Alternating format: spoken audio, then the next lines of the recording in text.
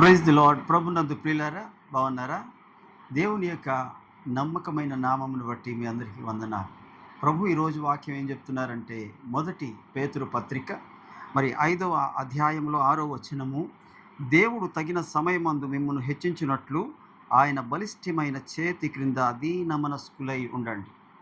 ప్రభు యొక్క బలమైన చేతి కింద దీన మనస్సును ఉంటే దేవుడు తగిన సమయంలో ప్రభు మిమ్మల్ని హెచ్చిస్తాడు.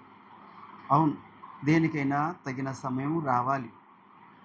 ఈ యొక్క సమయంలో చూసినట్లయితే యోసేపు అన్నల చేత తృణీకరించబడి, గోతిలోకి తేయబడి, అక్కడి నుండి అమ్మబడి, అక్కడి నుండి బానిసగా ఉండి, ఆ తర్వాత చెరసాలలోకి వెళ్ళి ఇన్ని బాధలు పడినా సరే దేవుడు తగిన సమయం రాలేదు కాబట్టే ఊరుకున్నారు.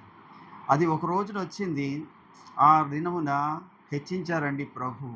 ఎక్కడి నుంచి అంటే ఆ చెరసాల నుండి, ఆ గోతి నుండి, ఆ బానిసత్వము నుండి అత్యున్నతమైన స్థానానికి హెచ్చించారు.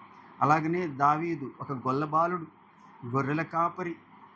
ఆయనను కూడా చాలా సౌలు వెంటాడి వేటాడి హింసించాడు. కానీ ఒకానొక దినమున ఆయనను హెచ్చించాడు దేవుడు.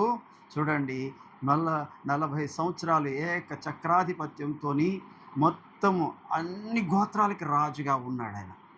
ఇక చెప్పుకోవాలంటే రూతమ్మ గారిని, ఆమె అన్యురాలు, మోయాబీరాలు. ఆమెకు కూడా ఒకరోజు వచ్చింది.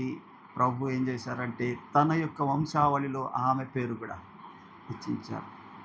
ఒక అనాథ బాలికైన ఎస్తేరు, ఆమెను కూడా ప్రభు తగిన సమయం వచ్చింది హెచ్చించారు, రాణిగా మార్చేశారు. సహోదరుడా, నిరాశపడొద్దు.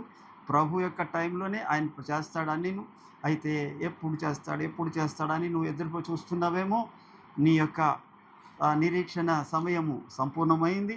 దేవుడు తగిన సమయం ముందు ప్రభు నిన్ను హెచ్చించునుగాక, నీ ఆశ నెరవేర్చునుగాక, నీ ఆలోచన సఫలపరచునుగాక, ప్రభు నిన్ను దీవించునుగాక. Praise the Lord. వందనాలు.